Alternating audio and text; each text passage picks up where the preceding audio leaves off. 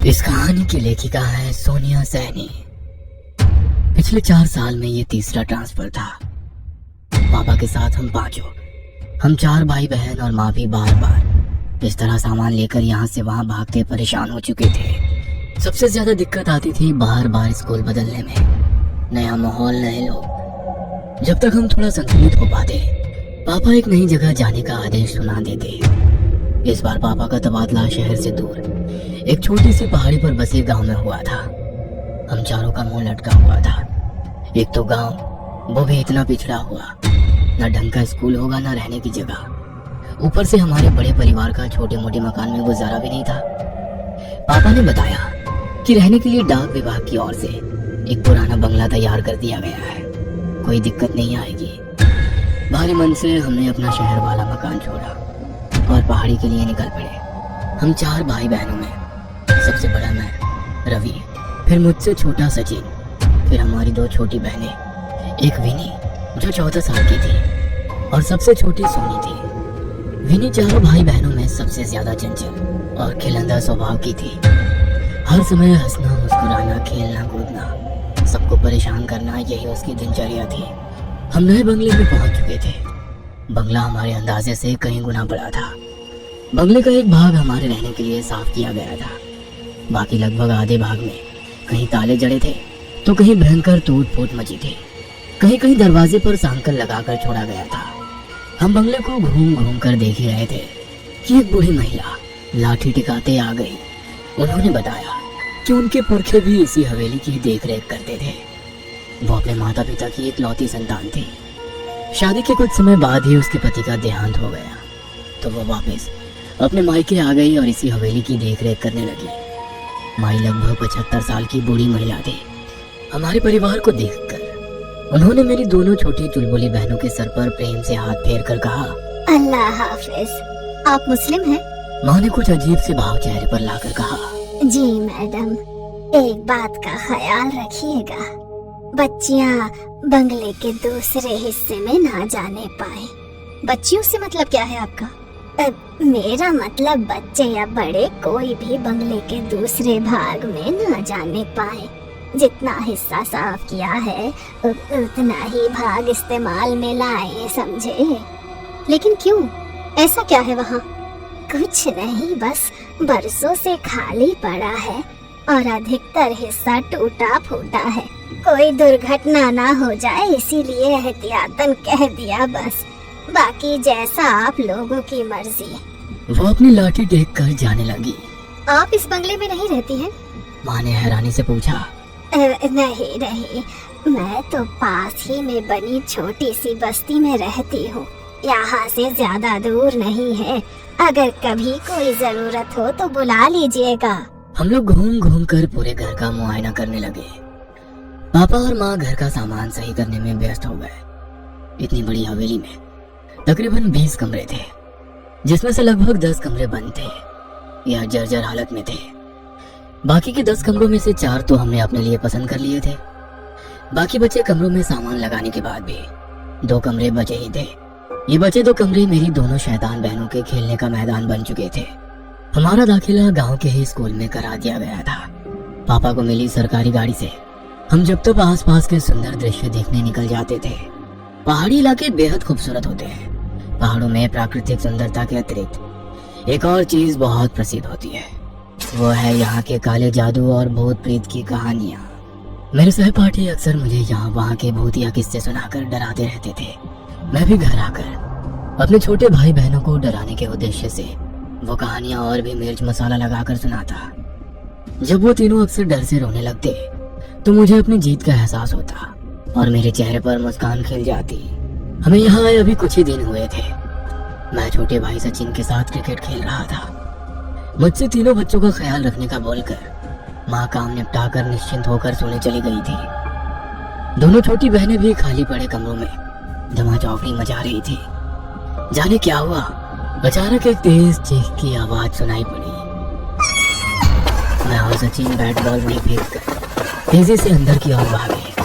चीख की आवाज सुनकर माँ भी अपने कमरे से दौड़ती हुई बाहर निकल आई थी। हम दौड़ते हुए हॉल में पहुंचे। वहाँ कोई नहीं दिखाई दे रहा था।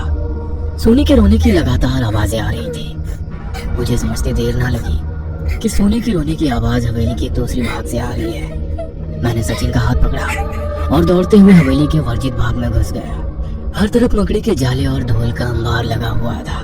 सामने देखा तो विनी नीचे बेहोश पड़ी थी और सोनी उसके पास खड़ी जोर जोर से रो रही थी। लगभग उसी समय माँ भी हमारे पास पहुंची। विनी को बेहोशी की हालत में देखकर माँ की चीख निकल गई। किसी तरह विनी को लेकर हम बाहर हवादार कमरे में आए। सोनी को पुचकार कर चुप कराने के बाद मैंने उससे पूछा, तुम चीखे क्यों और विनी कैसे बेहोश हो गई?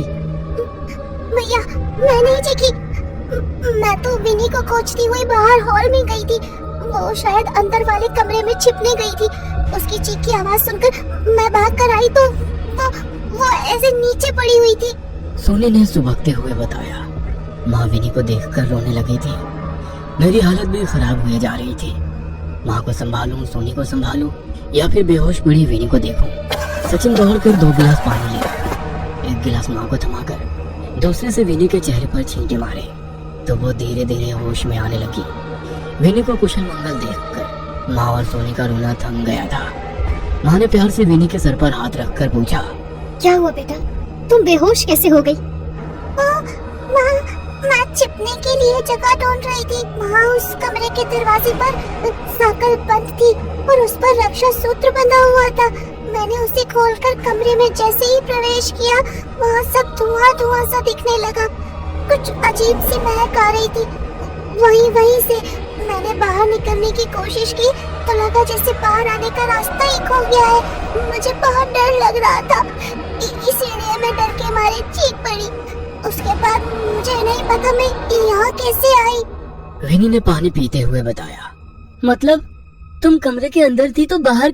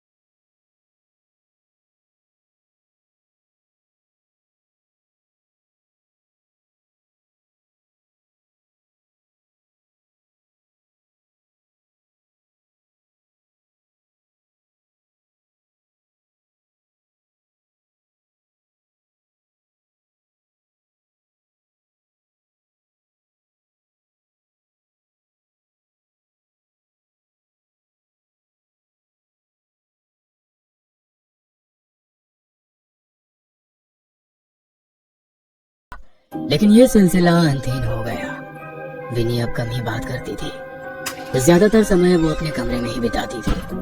समय अपनी गति से आगे बढ़ रहा था। यही सब चलते चलते लगभग 6 महीने बीत गए थे। हम लोग बहुत कोशिश करते कि वो हमारे साथ खेले कूदे, मुस्कुराए, लेकिन उसके चेहरे पर कोई भाव ही नहीं आते थे। वो यूं ही भावहीन से एकटक शून्य में ताकती रहती।